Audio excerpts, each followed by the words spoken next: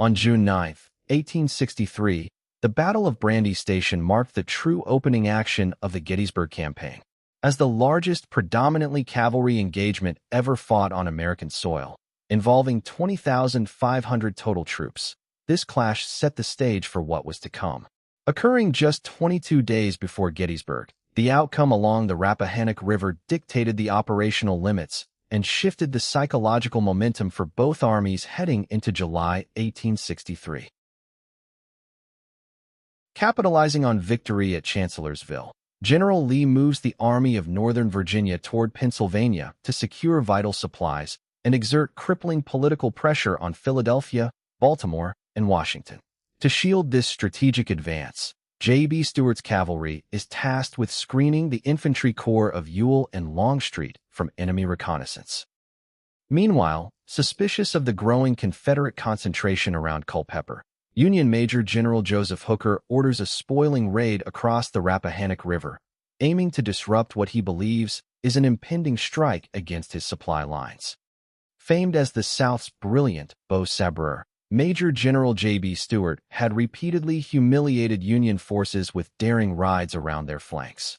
But behind this dashing persona lay dangerous overconfidence. On June 5th and 8th, Stuart hosted grand cavalry reviews at Inlet Station for General Lee, politicians, and reporters.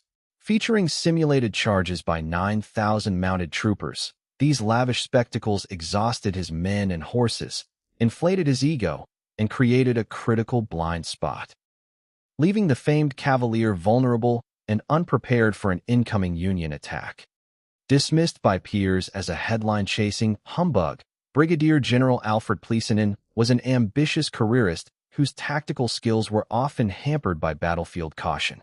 Yet, armed with strict orders from General Hooker to disperse and destroy the Confederate cavalry, Pleasonton was eager to shatter J.B. Stuart's aura of invincibility. Determined to prove himself, he launched his strike, unaware that he had drastically underestimated the enemy, heading straight toward a force of 9,500 Confederates. To crush Stuart's forces, the Union devised a synchronized double envelopment across the Rappahannock River. From the north, Brigadier General John Buford would cross at Beverly's Ford, just 2 miles northeast of Brandy Station. 6 miles downstream, Brigadier General David M. Gregg would lead the southern pincer across Kelly's Ford.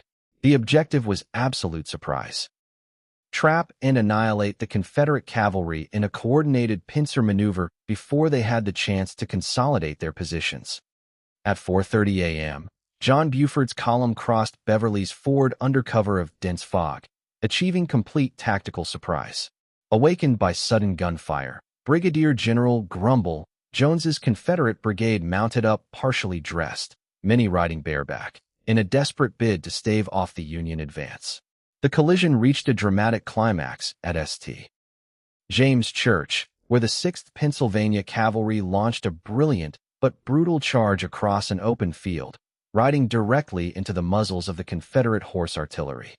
At 11 a.m., a second surprise struck as David Gregg's Union division arrived in the Confederate rear, delayed 2 hours after a subordinate division lost its way. Forced to abandon his line at St. James Church, Stuart pivoted his troops to defend Fleetwood Hill, the tactical key to the battlefield and his own headquarters.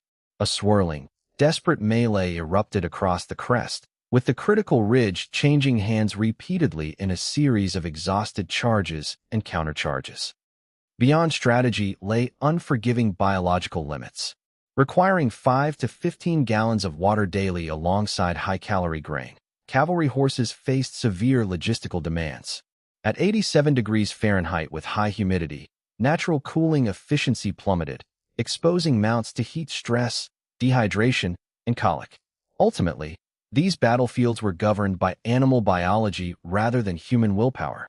Exhausted by relentless marching, horses physically failed during prolonged charges, proving that even extraordinary trooper courage could not override the physiological limits of their mounts. Moving massive cavalry forces introduced severe mathematical friction, allowing 16 linear feet per horse. A division of 6,000 troopers riding 2 abreast stretched a staggering 9.1 miles. Even at a fast trot of 10 miles per hour, clearing a simple 5-mile farm road required an agonizing 85 minutes. These brutal logistics prove that rapid, cinematic deployments from narrow country roads into battle formations were mathematically impossible, turning tight local geography into deadly choke points. Though Stuart held the field in a narrow tactical victory, Brandy Station proved a strategic triumph for the Union.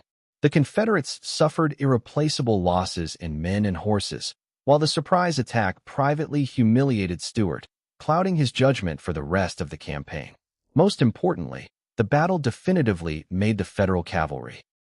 By standing toe-to-toe with Stuart's legendary horsemen for the first time, Union troopers shattered the psychological terror of the rebel cavalry, permanently resetting the balance of power in the East. Once highly endangered by modern development, Fleetwood Hill, the battle's epicenter, faced an uncertain future. Through the tireless efforts of the Brandy Station Foundation and the American Battlefield Trust, key tracts of the battlefield were purchased, saved, and restored. Culminating decades of work, the land transitioned to public stewardship with the 2024 opening of Culpeper Battlefield State Park, securing this masterclass in military history for future generations.